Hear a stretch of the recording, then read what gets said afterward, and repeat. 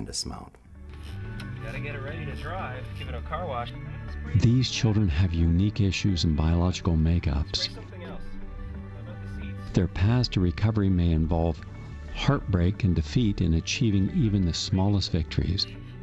But as evidenced by the stories the families told here, there is much reason for hope. Okay, I think we're done. What do you think? Not better yet. It's not? Hold on. What else do we have to spray? Looks good to me.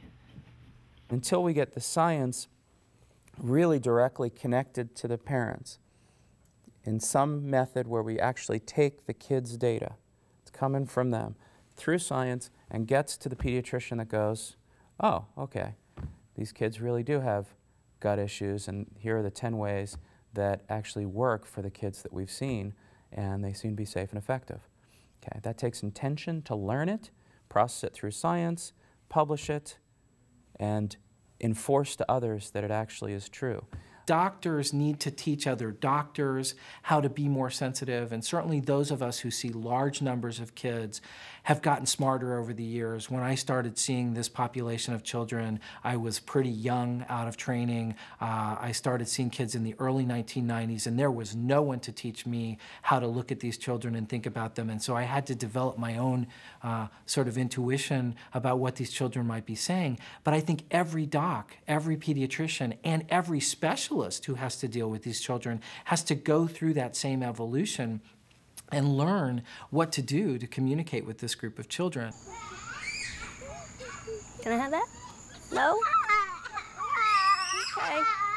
As a developmental pediatrician, if I see a new patient, for example, a 4-year-old who's completely nonverbal with autism, if I write a prescription for Risperdal, an antipsychotic that increases their chance for morbid obesity and diabetes, I'm considered mainstream medicine, but if I use B12, do lab tests, figure out their personal metabolic profile, and use nutrients to heal them, I'm considered alternative. I just think the paradigm has to change. We're dealing with such a huge problem right now.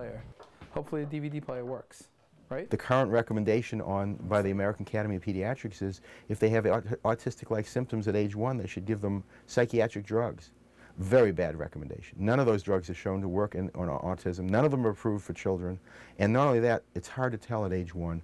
You can pick up some things, but a lot of the kids that you treat would not have become autistic, and you may damage them by giving them all these psychiatric drugs. So we wait to make sure that we have somebody that's real. But I think you can ameliorate it, but some of the damage is done. The brain forms heavily around 28 weeks, and some of that damage is done. We need to stop doing that as well. And I think as great as he is, and as far as he has come, I will never know, we will never know the true potential that he actually had. Because I don't think you can kill that many neurons. And I mean, we're always doing something, and I'm always hoping for more and more, and I'll always keep working with him. But it was stolen from us.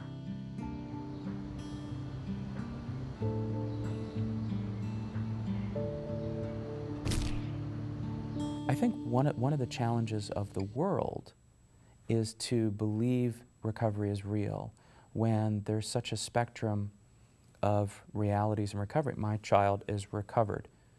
What does that mean? Is he 100% recovered? Is he, I can't even answer that for my own child because I don't know what he would have been if he wasn't run over by the autism bus. My pinwheel is working! We have this one patient who was so severely autistic. He had so many sensory issues that he could not leave the home. The light would bother him, the sound would bother him, driving in the car would bother him. He was 4 years old and he had never had a birthday party because he couldn't stand being around other children. He started on the biomedical approach with nutrient therapies. We cleaned up his diet, casein-free, gluten-free diet. We worked on reestablishing good mineral levels. He was extremely zinc deficient. Now this process takes a while. It took about 2 or 3 years. But now this particular child is in 3rd grade. He's in a mainstream classroom. His teachers never knew he had a diagnosis of autism in the past. The parents haven't even told the school system. He gets no extra school support, and he's thriving.